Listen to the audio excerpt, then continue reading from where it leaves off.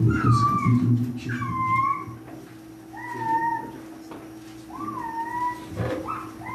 Lucas 21, queridos.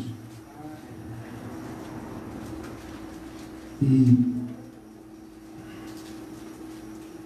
nós vamos ler do versículo 7 ao 11. 7 ao 11.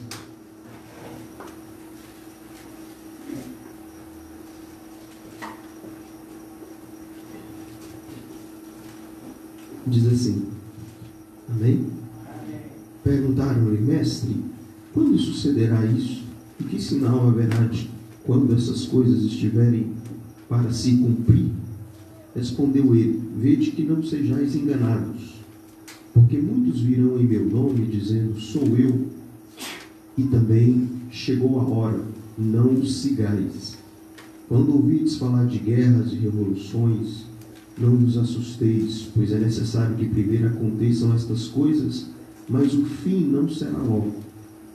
Então lhes disse: levantar-se-á nação contra nação e reino contra reino.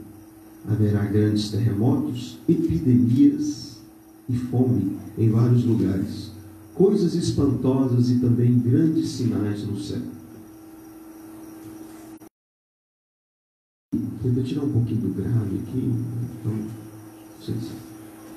bom, queridos, eu estou estudando com vocês o livro de 1 João, mas eu senti incomodado mudar o assunto, e eu quero falar hoje, pensar com você sobre a segunda vinda de Jesus Cristo. Todos nós sabemos o que está acontecendo no Brasil e no mundo sobre essa pandemia ou epidemia do coronavírus. E isso nada mais é do que aquilo que já foi profetizado pelo Senhor Jesus Cristo. Aqui mesmo ele diz: haverá terremotos, epidemias e fome em vários lugares. Que coisa, né?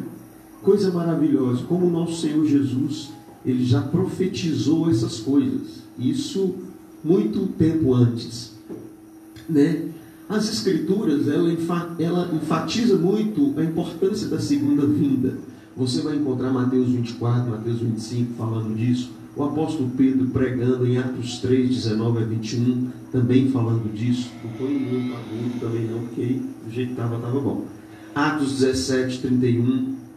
Então, várias passagens bíblicas nos rememoram estas coisas, né? Qual o objetivo da Bíblia em citar ou em falar dessas coisas? É para nos despertar, né?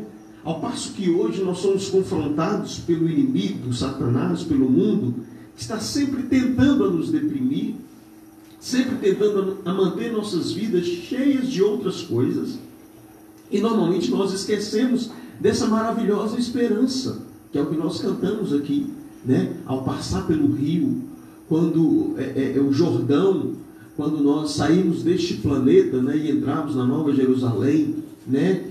Haverá um gozo, uma alegria indizível. A Bíblia escreveu isso lembrando-nos dessa grande esperança.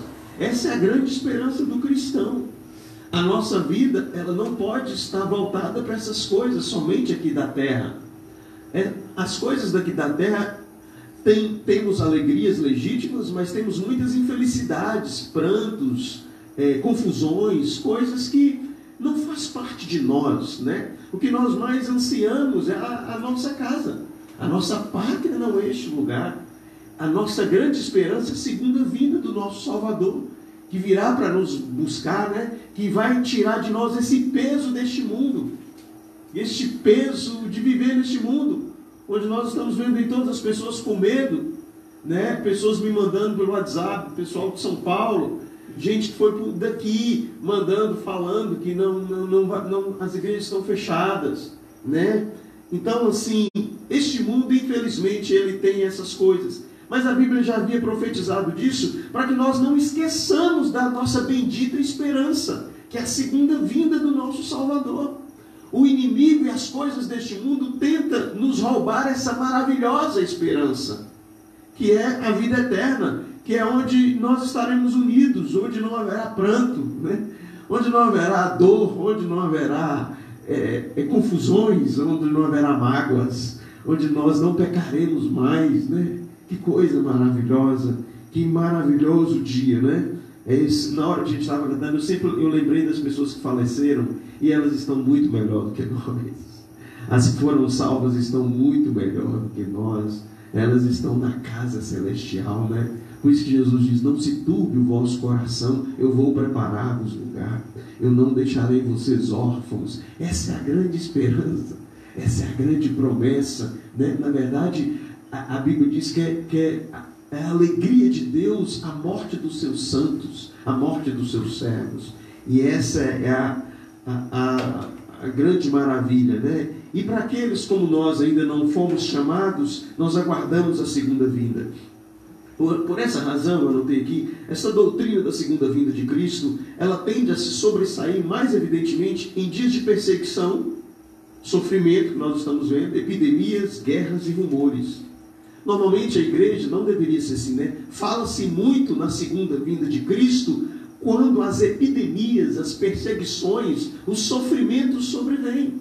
Na verdade, essa epidemia é um sinal para aqueles que estão distantes de Cristo: se voltem a Cristo.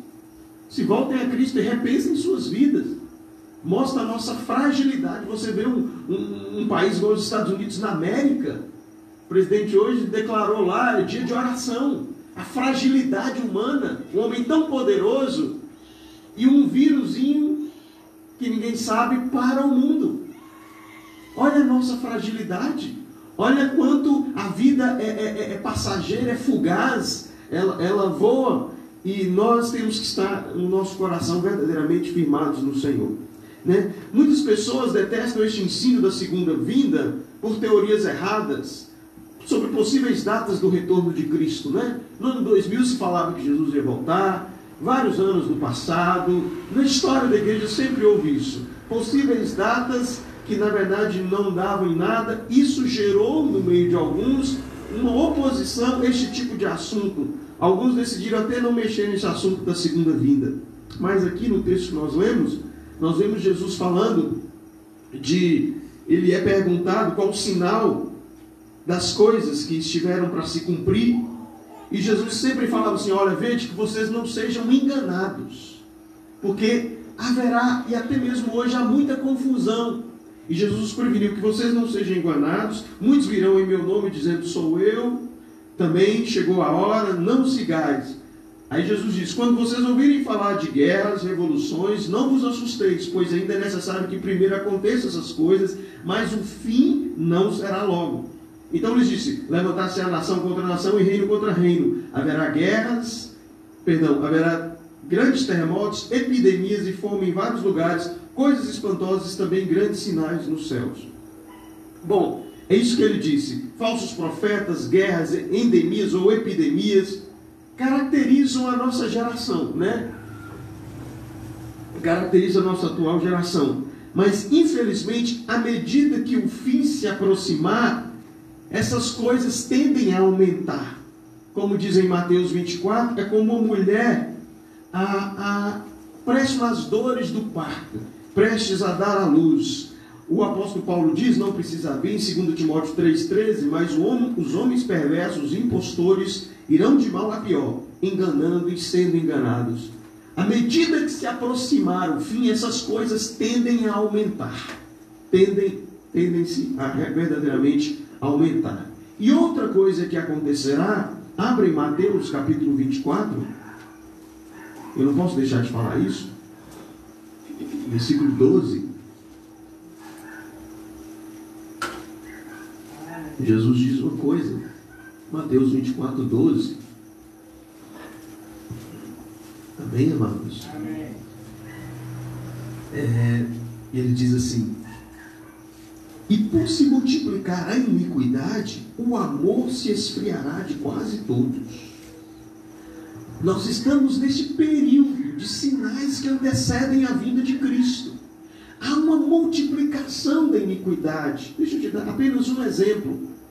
Aquela criança do museu, perto da mãe, tocando num órgão genital de um homem. Isso é uma multiplicação da iniquidade. Você vê carnavais, Talvez eu vi um pastor falando, muito preparado nessa área de escatologia, que talvez tirando o dilúvio, ou a época de Sodoma e Gomorra, nós estamos vivendo num período muito profundo de pecado, no Brasil e no mundo. A pecaminosidade está desenfreada. E quando multiplica a iniquidade, o amor das pessoas tendem a se esfriar. Sinais da segunda vinda de Cristo. Sinais que a mulher, no bom sentido aqui, está próxima a dar à luz. Ainda não é um fim. Eu vou te mostrar algumas coisas que devem acontecer antes da volta de Jesus, que não acontecerão. A volta de Cristo não virá enquanto essas coisas não acontecerem, que eu quero te mostrar mais na frente. Então, a doutrina da segunda vinda, ela ensina uma vinda física do Senhor Jesus Cristo. Olha Mateus 26, você está aí pertinho, versículo 64. Diz assim, ó, Mateus 26, 64. Olha o que a palavra de Deus diz. Bem, amados, respondeu-lhes Jesus: tu disseste, entretanto, eu vos declaro que desde agora vereis o Filho do Homem assentado à direita do Todo-Poderoso e vindo sobre as nuvens dos céus. Então, a vinda de Jesus será uma vinda física, vista, visível, de forma física. Em Atos 1 prova a mesma coisa. Quer ver? Rapidinho. Atos 1, do 10 a 11. É a prova que a Escritura diz como será a vinda dele. Será uma vinda física. Atos 1, do 10 a 11. Amém, amados? Diz assim: estando Jesus está subindo ao céu. Estando eles com os olhos fitos no céu, enquanto Jesus subia, eis que 2 varões vestidos de branco se puseram ao lado deles e lhes disseram: varões galileus, por que estáis olhando para as alturas? Esse Jesus que dentre vós foi assunto ou subiu ao céu, virá do modo como viste subir. Há uma ideia teológica, até alguns de uma forma errada, que diz que a vinda de Cristo será secreta, e não.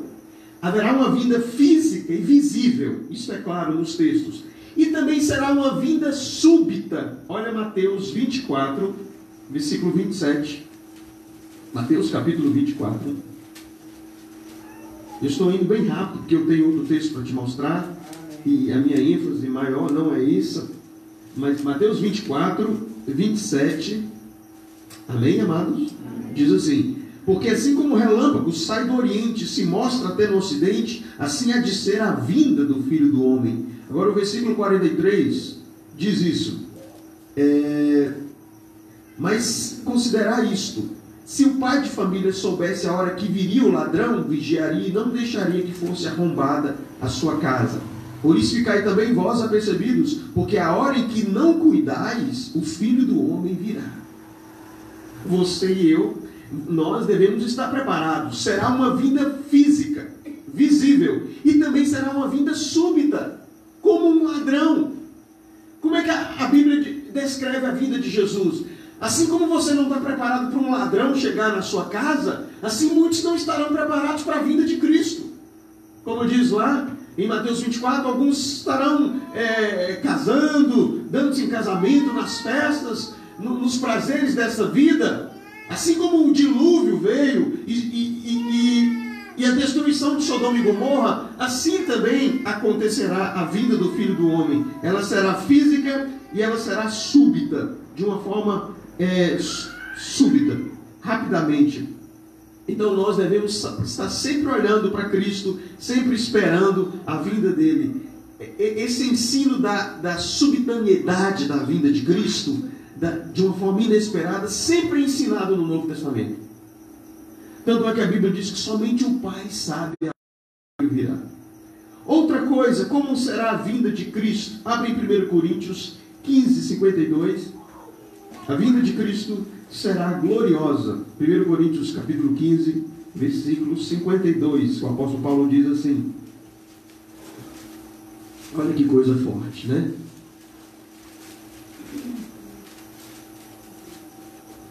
Coríntios 15, 52. Amém, amados? Diz assim: no momento, no abrir e fechar de olhos, ao ressoar da última trombeta, a trombeta soará, os mortos ressuscitarão incorruptíveis e nós seremos transformados. Então a segunda vinda de Jesus será gloriosa. Não será um aspecto sumido, não. Na primeira vinda, ele veio como uma criança, um menino de Belém. Ele veio numa manjedoura, ele veio em humildade. O seu segundo aparecimento será em glória. A Bíblia diz sobre as nuvens dos céus, com seus santos anjos.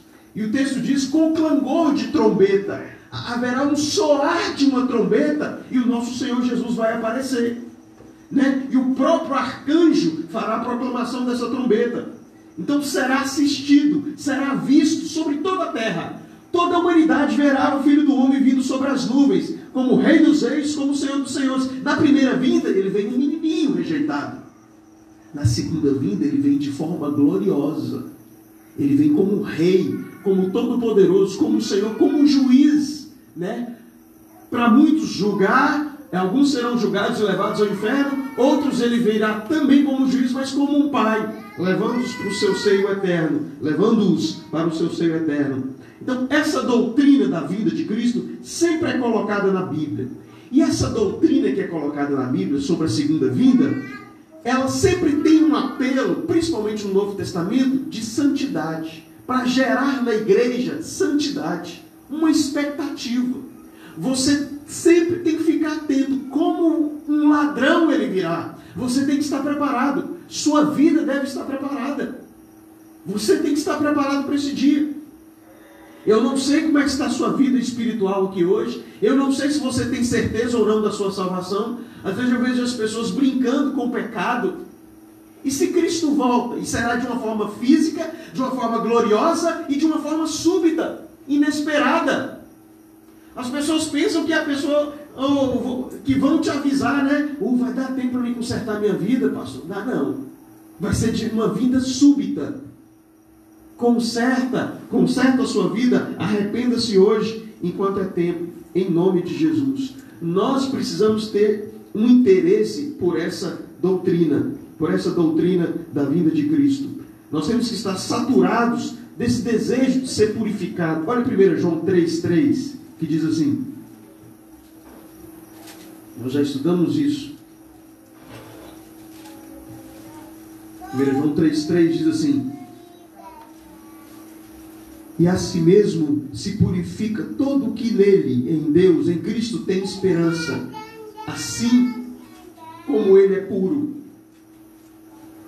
E a si mesmo se purifica tudo que nele tem esperança, assim como ele é puro. Como eu disse, essa doutrina é introduzida na Bíblia para gerar em nós santidade, um interesse por santidade, de ser purificado como ele é puro. Devemos estudar isso para nos tornar mais puros. Devemos ficar apercebidos da segunda volta de Jesus para que sejamos cada dia mais puros, assim como ele é puro, mais preocupados, mais certos do estado da nossa alma. Meu irmão, olha para cá. Você já pensou se Jesus voltar e você não ir? Você já parou para pensar isso? Se você for designado ao inferno, se o seu irmão que está do seu lado subir, quando o clangor de trombeta soar, os mortos em Cristo ressuscitarão, depois aqueles que serão salvos serão transformados, e seu suposto irmão em Cristo, ficar, não ir, não ser bem-vindo. Nós não sabemos a data da vinda, somente o Pai. Sendo assim, não existe dúvida que ele virá. Não existe dúvida nenhuma que ele virá. E nem como ele virá. Ele virá de uma forma súbita, de uma forma física, visível, de uma forma inesperada ou súbita, e virá de uma forma gloriosa. Gloriosa. A forma você já sabe. Você só não sabe quando. Nem eu. Mas a forma. Quando você ouvir a trombeta soar, meu filho, você prepara. Espero que você não saia correndo pelos eirados. Espero que você não saia fugindo do grande dia da vida do Cordeiro. Não. Espero que você esteja como aquelas virgens prudentes, anelando, como diz Paulo ou Pedro, e ansiando e apressando a vinda do nosso Senhor e Salvador Jesus Cristo. A melhor coisa é quando nós estivermos naquele lar eterno. A melhor coisa, essa é a nossa bendita esperança, é a nossa maior esperança. Este mundo aqui vai passar. Escuta, não gaste as suas forças neste mundo. Eu me lembro que a hora que o louvor tocava, eu ficava lembrando de coisas que eu tenho gastado forças, coisas aqui da... Para quê? Para que você desgastar sua vida aqui nessa coisa da terra? Sendo que está próximo à vida do Cordeiro. Pastor, o senhor sabe falar o dia? Ninguém sabe, mas é muito certo, e não só eu que digo isso, teólogos muito mais renomados e que entendem muito mais, a nossa geração está muito mais próxima que a geração de Lutero, que a geração de Paulo e Pedro. Os sinais estão se intensificando da volta de Jesus. Eu não esperava a igreja ter que fechar em São Paulo e Rio de Janeiro. Não tem culto hoje. Onde é que você esperava isso? Onde é que você esperava?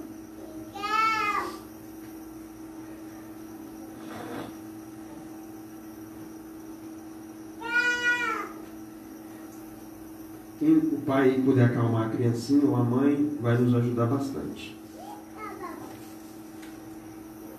As Escrituras nos dizem que certos sinais precederão a sua vinda.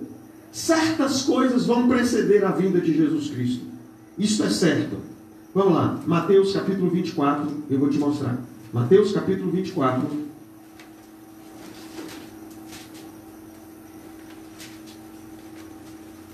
Primeiro sinal que vai preceder a vinda de Jesus Cristo. Mateus 24, 14, diz assim, amém? E será pregado este evangelho do reino por todo o mundo, para testemunho a todas as nações. Então virá o fim. Ou seja, enquanto o evangelho não for pregado, a vocação aos gentios e aos judeus, Jesus veio para os seus, que eram judeus, os seus não receberam. E aí a promessa se estendeu a nós, os gentios. Mas Jesus só virá na sua segunda vez, onde o evangelho for pregado a toda a humanidade, a todos os gentios.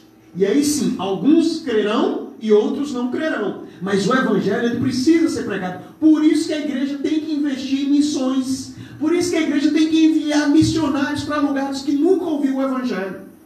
Porque Jesus só voltará quando o evangelho for pregado a todas as nações. Então virá o fim. Todos têm que ouvir, todos têm que ter uma concepção, um entendimento do evangelho. É a proclamação do chamado, ou é a vocação dos gentios, daqueles que como nós não éramos judeus e fomos chamados e escolhidos pela graça de Deus. Essa é a primeira sinal que antecede a vinda de Cristo. O segundo sinal é a chegada da plenitude de Israel. Ou seja, alguns judeus serão salvos. Você sabe que muitos judeus rejeitaram a Cristo. E alguns remanescentes, eu creio nisso, serão salvos. O apóstolo Paulo fala isso lá. Né? Nós não acreditamos que os judeus é um povo especial e a igreja é outro povo. Não. Jesus virá para receber, para salvar, melhor dizendo, para levar ao céu a sua igreja. E tem alguns judeus que rejeitaram o mestre, mas alguns ainda serão convertidos. Alguns ainda serão convertidos ao Senhor Jesus Cristo. Esse texto você encontra em Romanos 11, 25 a 29. Nós não vamos abrir. Onde lá fala que todo Israel será salvo. Ou seja, judeus e gentios crentes que formam a igreja. Estes serão salvos. Então, primeiro sinal que antecede a vinda de Cristo, o evangelho tem que ser pregado a todas as nações. Depois chegará a plenitude de Israel, onde os judeus e os gentios que foram eleitos e chamados serão salvos. Agora, nós vamos falar sobre um texto. Abra comigo agora em 2 Tessalonicenses, que vai nos dar mais sinais da volta de Cristo. 2 Tessalonicenses, capítulo 2. 2 Tessalonicenses, capítulo 2.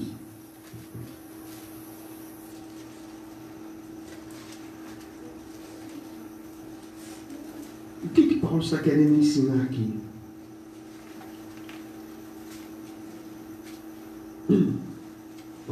Vamos ler já. Bom, diz assim. Versículo 1, eu vou comentar rapidamente. Diz assim: Irmãos, diz respeito, segundo Tessalonicenses 2, à vinda de nosso Senhor Jesus Cristo e a nossa reunião com Ele, nós vos exortamos. Paulo está exortando aquele povo.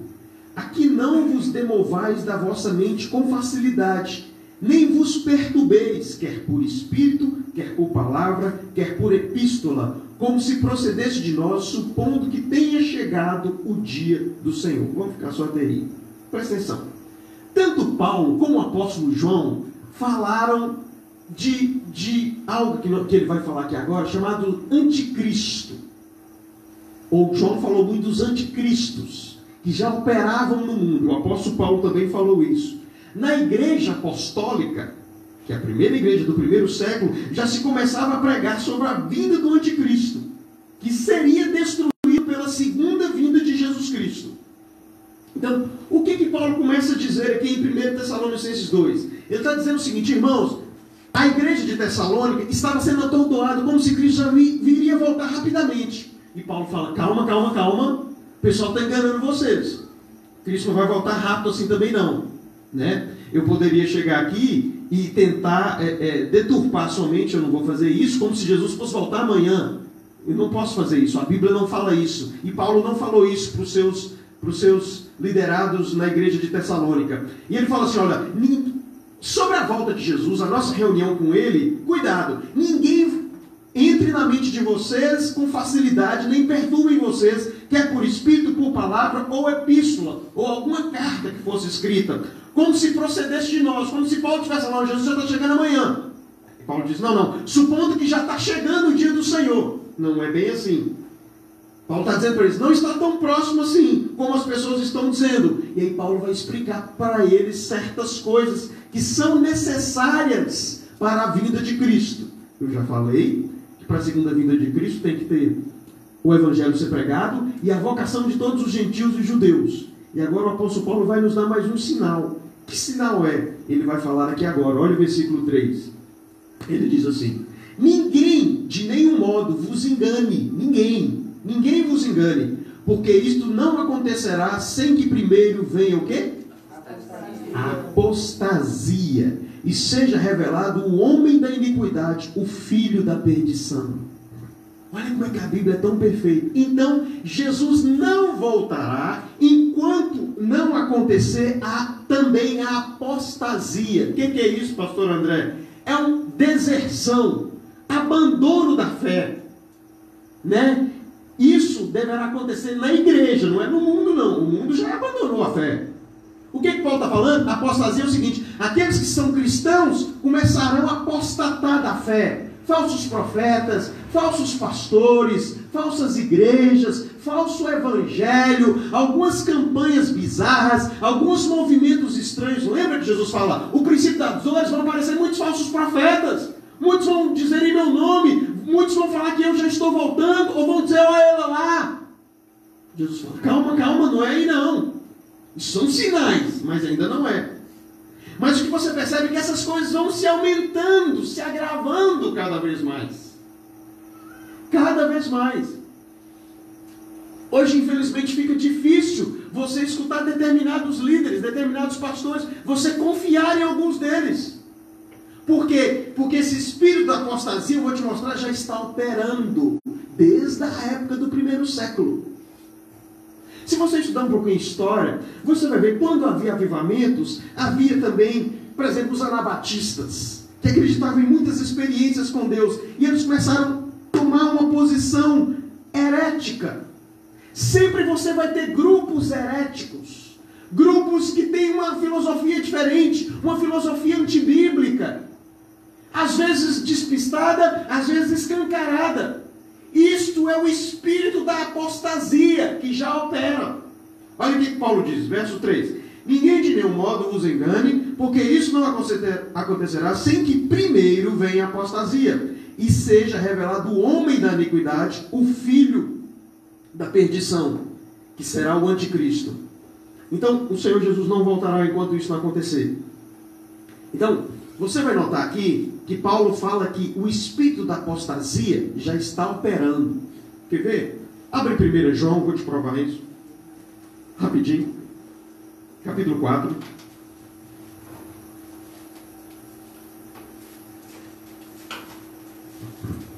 João capítulo 4. Amém, amados?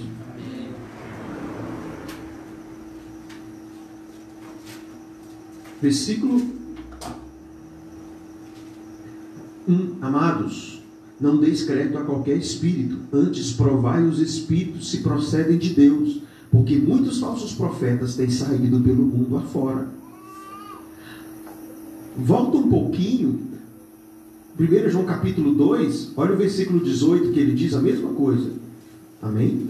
Filhinhos, já é a última hora, é os últimos dias.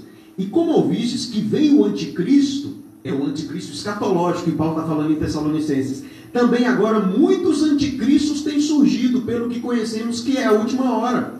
Verso 19 ele diz: eles saíram de nosso meio, entretanto não eram dos nossos, porque se tivessem sido dos nossos, teriam permanecido conosco. Todavia eles se foram para que ficasse manifesto que nenhum deles é dos nossos. Então, os falsos profetas, os falsos anticristos, já estavam operando desde a igreja do primeiro século. Agora você volta para 2 Tessalonicenses, que é o nosso texto, 2 Tessalonicenses, que Paulo diz assim, capítulo 2,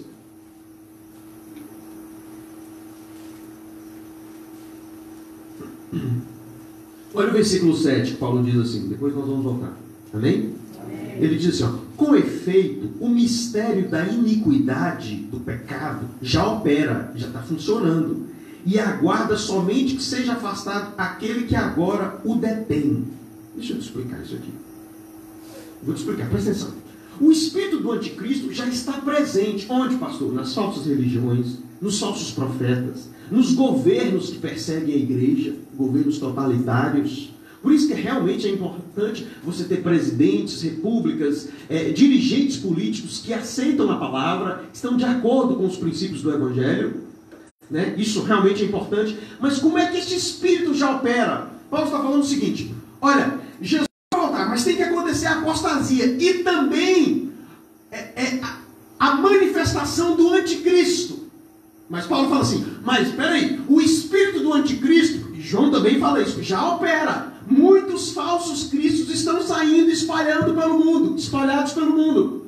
Então esse espírito, ele já opera, ele já está presente em alguns lugares, em algumas igrejas, em algumas religiões, em alguns governos.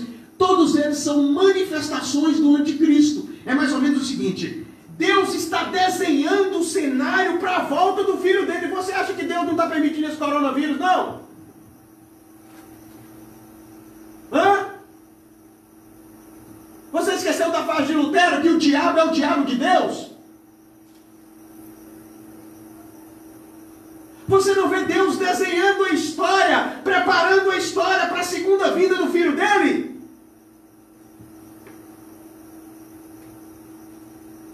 Para as pessoas se preocuparem, para as pessoas se atentarem, para as pessoas ligarem da brevidade, da fragilidade da vida.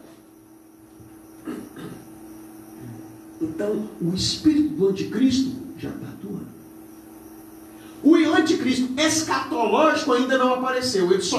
Jesus só vai voltar quando ele aparecer. É a dose máxima da apostasia. Pastor, a apostasia já está acontecendo? Já, lógico que já. Tantos falsos profetas. Henrique Cristo é um sinal de uma apostasia. Vários deuses, falsos cristos aparecendo por aí.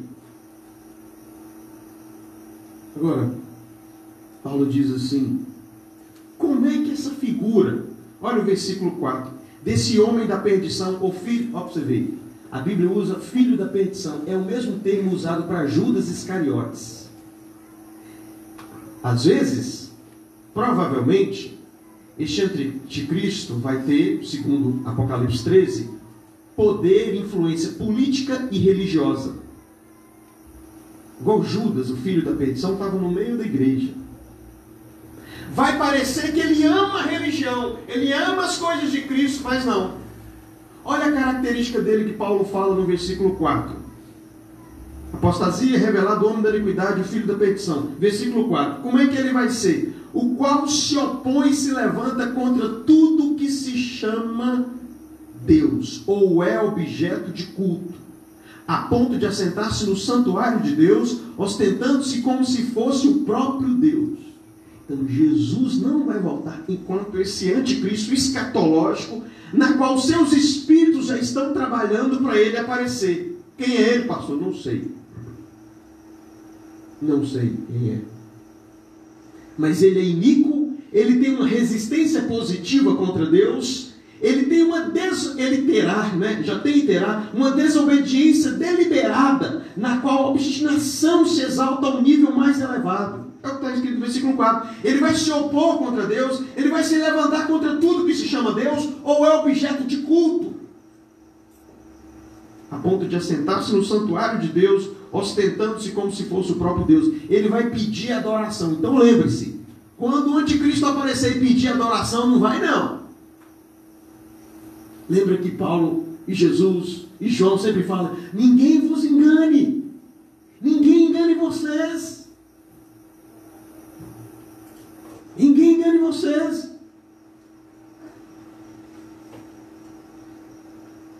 O que Paulo tem em mente? Que segundo o Dr. John MacArthur, um acontecimento claro, uma máxima, de magnitude máxima, o segredo para identificar o anticristo é identificar os acontecimentos que vai te levar à pessoa principal. Se você ficar de olho nos acontecimentos, coronavírus, guerras, você sabe que se a China quiser acabar com o mundo, hoje ela acaba.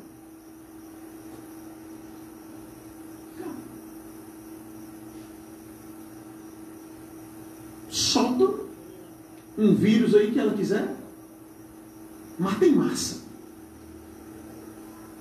O anticristo terá poder político e poder religioso, influência. Lembra que Jesus falou assim: e se possível vai enganar até os eleitos. Então fique esperto, meu irmão. Acorda, não fica vivendo só sua vidinha aí, de segunda a sexta não, segunda a domingo não. A volta do Filho de Deus está às portas. Epidemias, rumores de guerras. O espírito do anticristo operando. E tem gente que fica escutando falso profeta. Eu vou lhe experimentar aquele pastor. Vai lá. Sabe por que eles gostam de experimentar? Porque tem gente que gosta do erro, da operação do erro. Por isso que João fala assim, esses anticristos saíram do nosso meio. João fala, 1 João 2,18, porque eles não eram dos nossos.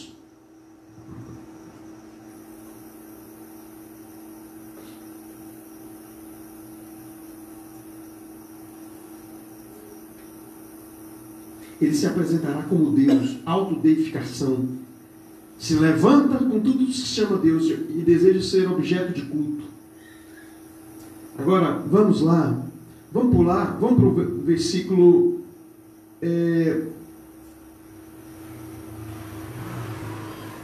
Olha o versículo 5, né? Olha o que Paulo fala com eles. Não vos recordais, quer dizer que Paulo já tinha falado, de que ainda convosco eu costumava dizer essas coisas? Paulo só está repetindo para os Tessalonicenses o que eu já tinha falado antes. Vocês lembram que eu falei dessas coisas? Vocês lembram? Não fica achando que a volta de Cristo já é amanhã, não. É isso que Paulo está falando. Tem que aparecer a apostasia na sua magnitude máxima e a personificação do anticristo. Tem que aparecer isso. Aí Jesus vem. Aí é a segunda vinda. A segunda vinda de Cristo. Verso 6 ele diz: e agora sabeis o que o detém, para que ele seja revelado somente em ocasião oportuna. Nós não sabemos ao certo o que o detém, mas é o seguinte: Deus ele tem o controle soberano de todas as coisas. Deus ainda não deixou o anticristo manifestar. Ele está preparando o cenário. Está juntando o cenário do teatro. E o teatro vai começar. Está começando. E a grandaiada está dormindo. Assistindo novela. Hoje não quer Deus não. Amanhã eu quero. Dormindo. Quando o arcanjo soar a trombeta, você acredita que tem pessoas tão insensíveis que numa situação dessa que está acontecendo no país, a pessoa fica tranquila, vírus, que tem? Não tem vírus. Não teve lugar nenhum, não teve nem dois, não teve a peste negra há 200 anos, mais de não sei quantos anos atrás, antes de Lutero, né? Não teve, realmente teve, sempre teve pestes, mas os sinais estão aumentando, estão se avolumando. Está chegando perto de a mulher dar luz. Está chegando perto. Está chegando perto. E a minha função, como do apóstolo Paulo, é te avisar. Está chegando. Fica esperto. Acorda. Fica acordado. Como um ladrão ele virá. Fica acordado. A turma dorme. A turma dorme.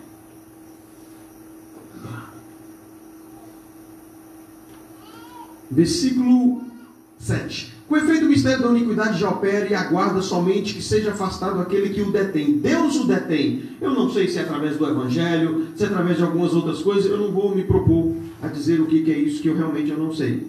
Mas algo detém o anticristo aparecer. Mas o seu espírito já opera.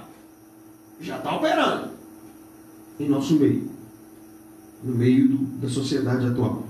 Versículo 8. Então será de fato revelado o iníquo, o anticristo, a quem o Senhor Jesus matará com o sopro da sua boca. Você pode dizer glória a Deus, irmão? Amém. E o destruirá pela manifestação da sua vinda. Se eu der, eu vou te dar um salmo no final. O crente não precisa temer. O crente, ele não precisa temer. Ele tem precauções contra o coronavírus, mas ele não precisa temer. Por quê? Porque mesmo que o anticristo apareça, quando o Senhor Jesus aparecer na sua segunda vida, com o sopro da boca dele, ele destrói esse anticristo. Ele destruirá toda a força das trevas. E ele atuará, o anticristo, na força de Satanás. Mas maior do que é o que está em nós, do que aquele que está no mundo. Amém. Glória a Deus por isso. Realmente, glória a Deus por isso. Nós temos que crer nisso e viver debaixo desse entendimento. Debaixo desse entendimento. Ele está condenado à destruição na segunda vinda de Cristo. Então, é mais ou menos o seguinte. No momento divinamente estabelecido por Deus, no meio da tribulação, eu não vou entrar nisso, mas a grande tribulação, provavelmente nós vamos passar, eu creio que sim. Quando Deus afastar a restrição divina, Satanás, ele vai usar esse anticristo, e ele vai aparecer, esse anticristo. Lembrando, como eu estou dizendo, que tudo isso se encaixa no plano de Deus. Né? Tem gente que pensa assim, o Adão pecou, ficou triste. Você acha que Deus não sabia que Adão ia pecar? Por que Deus deixou Adão pecar? Para a glória dele. Talvez, como de John, seus benéficos atributos. Como é que as pessoas iam saber da bondade e da misericórdia de Deus se Adão não pecasse? Tudo está debaixo do controle da soberania de Deus. Amém? Verso 9 diz assim: ora, o aparecimento do iníquo, ou deste anticristo, é segundo a eficácia de Satanás. Ou seja, Satanás ele tem sua eficácia. Com todo o poder e sinais e prodígios da mentira. Vai ter poder, vai ter sinais do anticristo, vai ter prodígio de mentira, mas vai ter. Se você percebe, as pessoas falam assim, mas naquela igreja acontece tantos milagres. Ué, o anticristo, ele ensina os seus discípulos a fazer isso, ele fará milagres, sinais, na mentira. Ou você acha que milagre só acontece na igreja? Tem gente que invoca o diabo e recebe milagre. O espírito do erro já opera. Este anticristo, verso 9, ora, o aparecimento dele é segundo a eficácia de Satanás, com poder, com sinais e prodígios da mentira.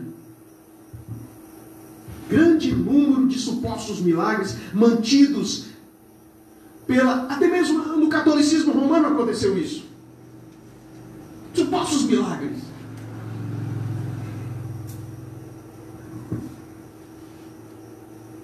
Deixa eu te falar uma coisa.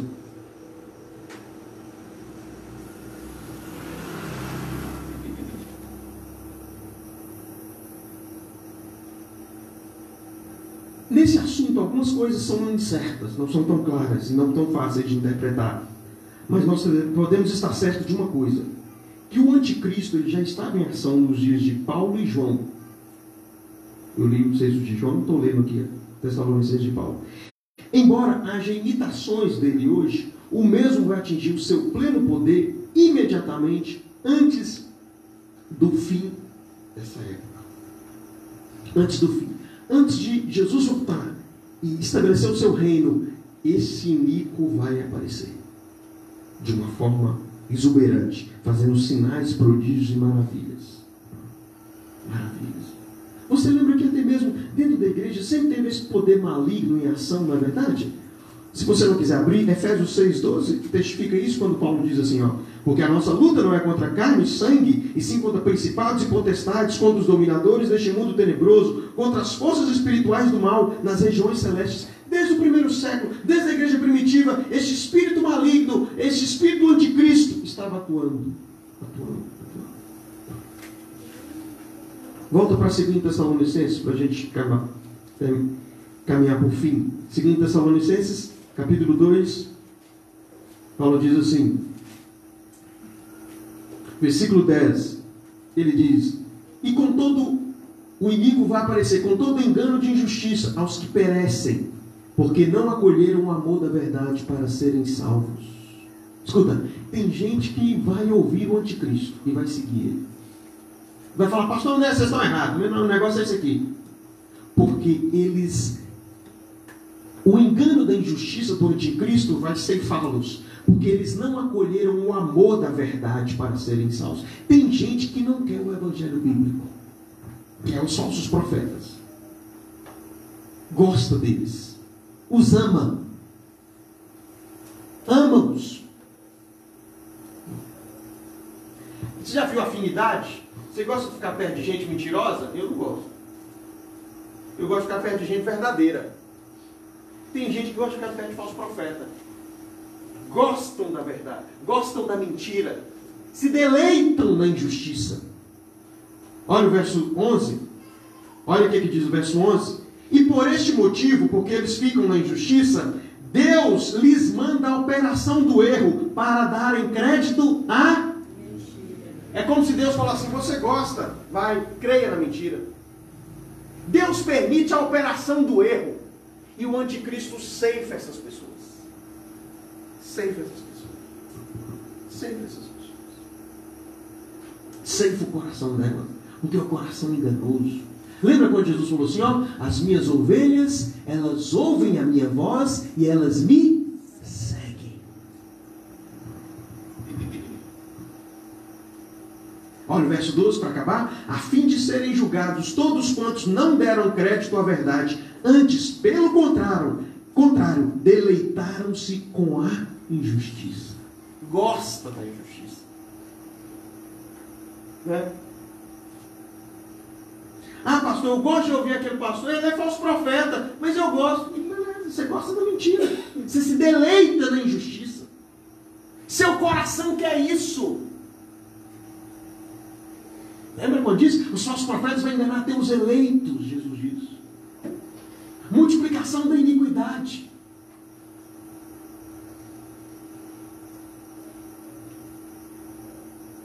Eu vou concluir essa parte, vou fazer uma segunda parte se der tempo. Não é tanto tempo a gente dá, né? E eu te pergunto uma coisa.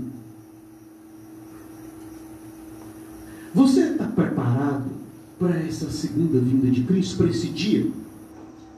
Que Ele vai chegar. De uma forma visível, de uma forma gloriosa, de uma forma física, de uma forma súbita, Ele virá. Nós não sabemos quando, sabemos que Ele virá como ladrão. Você está preparado para esse dia? Se você não tiver, arrependa-se. Creia no Evangelho. Para que sejam cancelados os seus pecados e que você tenha tempos de graça, bênção, refrigério na sua vida. Você precisa ter convicção da sua posição. Da sua posição em Cristo. Filho do homem não virá antes que o Evangelho seja pregado, antes que chegue a plenitude dos tempos para os gentios e judeus, e antes que venha a apostasia e seja revelado o filho da perdição, o iníquo, o homem da iniquidade, o anticristo. Escatológico, nós chamamos.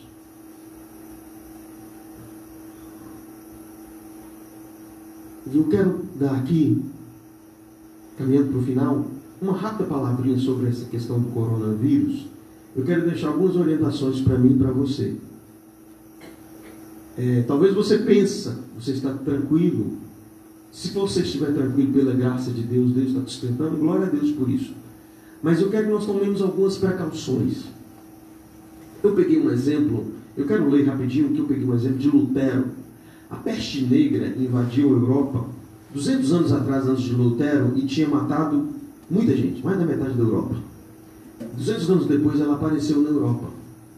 E Lutero falou uma frase que eu achei interessante. Porque no que acontece neste momento, cada pastor, às vezes você vê, tem uma posição, né, tem uma definição, e nós temos que pedir a Deus muita graça para saber lidar com isso. Mas Lutero falou uma coisa interessante. E ele falou o seguinte: pedirei a Deus, na época da peste negra, para misericordiosamente proteger-os. Então farei vapor, ajudarei a purificar o ar, a administrar remédios e a tomá-los. Evitarei lugares e pessoas onde minha presença não é necessária para não ficar contaminado. E assim, porventura, infligir e poluir outros, e portanto causar a morte como resultado da minha negligência. Se Deus quiser me levar, Ele certamente me encontrará e eu terei feito o que Ele esperava de mim.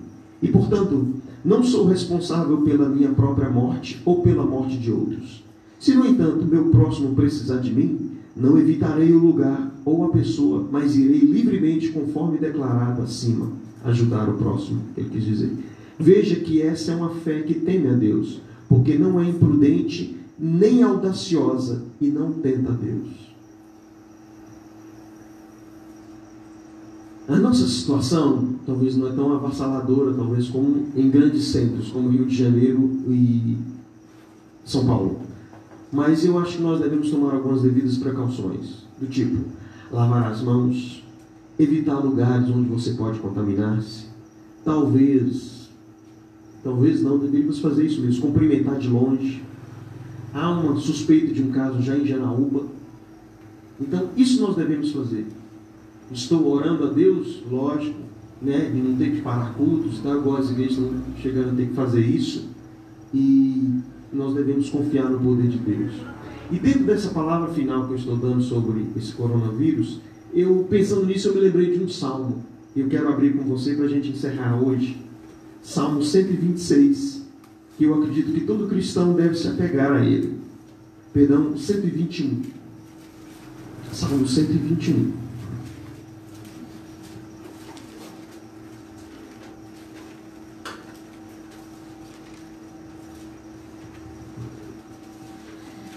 O versículo 1 diz assim, eu vou comentá-lo rapidamente, nós ainda estamos tendo tempo, mas o versículo 1 diz assim, amém, amados? Eleva os olhos para os montes, de onde me virá o socorro? O salmista aqui, ele está encorajando os verdadeiros crentes a esperarem o auxílio de Deus.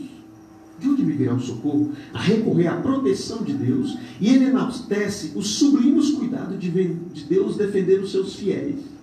Então ele fala, os olhos para os montes, de onde me virá o socorro? Nos problemas, nas situações difíceis, o salmista diz que nós deveríamos olhar para os montes. Olha para cá, nós temos a tendência de olhar para as aflições, esse é o perigo. Eu li uma parte do que Lutero fez, mas se você ver outra parte, ele não fechou a igreja. Se você ler tudo, eu só li uma parte que nos interessa. Ele trabalhou, ele pregou, né? A igreja, eu creio, é o reduto dos cansados, dos sobrecarregados. Né? Que Deus nos livre de ter que fechar a igreja por causa de uma epidemia dessa. Mas se isso estiver na soberana vontade de Deus, nós teremos que ceder. Mas nós, neste momento de crise que nós, o Brasil, está vivendo, temos a tendência de olhar para as aflições mais do que para Deus. O que o Salmo nos fala outra coisa. E às vezes não, e todas as esperanças que não estão em Deus, elas são fúteis e elas são ilusórias. Por isso que ele fala, eleva os meus olhos para os montes. Quem é um coronavírus em vista do nosso Deus? Quem é um vírus desse?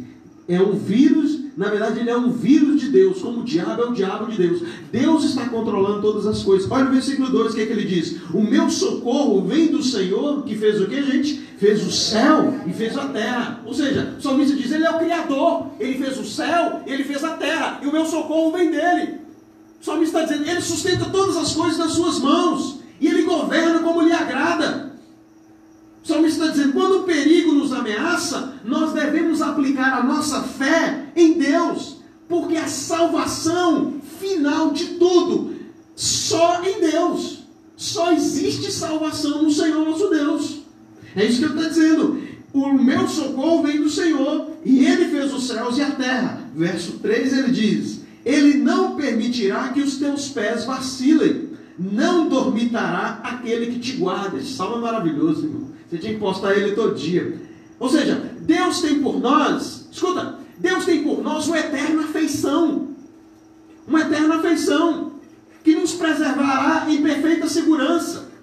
Deus, Ele é o guardião dos fiéis, que guarda. É isso que está dizendo aqui, ó. Ele não vai permitir que os meus pés vacilem. Ele não vai dormir aquele que me guarda. Tem gente que acha que Deus cochila, né? Cochilou o vírus, pegou fulano. Isso não existe. Todos os nossos cabelos são contados. O guarda de Israel, ele é o guardião. Nada acontece se não for da vontade soberana dele. Nós devemos descansar nele com firme confiança na providência dele. Ao mesmo tempo, fazer aquelas atitudes de sabedoria que eu acho de sensatez nós temos que fazer. Às vezes as pessoas não preocupam muito com higiene. Cuidado, irmão. Cuidado. Tem que ser feito isso. Já fui num lugar cheio de gente. Eu chego em casa, bem, tem que tomar um banho e lavar as mãos. Fui eu e Letícia. A gente foi fazer uma visita. Porque você não sabe. Isso deve ser feito. Os pais da fé fizeram isso. Mas a confiança total deles estava no Senhor. Por causa desses textos. Por causa daquilo que a palavra de Deus nos diz. Olha o versículo 4. Ele diz assim: é certo que não dormita nem dorme o guarda de Israel. Deus não cochila. Você e eu não precisamos ter medo de qualquer dano que nos sobrevenha enquanto dormimos. Estou dormindo, está vindo um vírus, olha de Janaúba aqui. Não precisa ter medo. O guarda de Israel não dorme. Amém. É o guardião dos fiéis. Ele é o nosso guardião. Verso 5, o salmista diz: o Senhor é quem te guarda. O Senhor é a tua sombra e a tua direita. Te guarda. Ele é uma defesa à sua direita. Por quê? Porque Ele está perto. Sempre quando alguém fala à direita, é quem está perto. Sempre quando a Bíblia fala assim, está à direita, está perto, ao nosso lado para nos defender. É isso que a palavra de Deus diz. Essa tem que ser a segurança dos crentes. Os crentes não devem apavorar. Ficar arrancando os cabelos. Meu Deus do céu, o coronavírus, a doidura está chegando aí. Não faz isso não. Por causa da palavra de Deus para nós. Ele é quem nos guarda. Ele é a nossa sombra. Ele é a nossa direita. Verso 6, a Bíblia diz: de dia não te molestará o sol, nem de noite a lua. Que coisa maravilhosa. Embora todos nós estamos sujeitos às infelicidades da vida, como todos os homens estão, a sombra de Deus nos protegerá. Como Deus protegia o seu povo de Israel. De dia era uma nuvem livrando do sol. À noite era uma coluna de fogo livrando-os do frio. Sempre, sempre Deus guardou e guarda o seu povo. De dia não te molestará o sol, nem de noite a lua. Verso 7. O Senhor te guardará de todo mal, guardará a tua alma. Pensa. O Senhor me guardará de todo mal. O Senhor guardará a minha alma. E o último versículo, o salmista diz: o Senhor guardará a tua saída e a tua entrada, desde agora para sempre. Amém. Amém. Deus sempre guiou o seu povo segundo o desejo do seu coração. Do princípio ao fim, Deus sempre guardou o seu povo. Então, estamos enfrentando um momento difícil no país? Estamos, devemos orar por isso, devemos invocá-lo no meio dos perigos. Mas nunca esquecer que o Senhor sempre mantém vigilância sobre nós. Ele é o guardião do seu povo. O Senhor guarda a nossa entrada e a nossa saída, desde agora e para sempre, do início ao fim. Aquele que começa uma obra em nós, nos guardará. Como diz Lutero, se Ele quiser nos levar para a glória, é muito melhor. É muito melhor. É muito melhor estar com o Senhor. Não precisa haver pânico, precisa haver precauções sensatas de sabedoria, sim, mas não há necessidade de pânico. Nós somos o povo de Deus, nós somos o povo da sua aliança. Amém, amados? Vamos ficar em pé, vamos orar.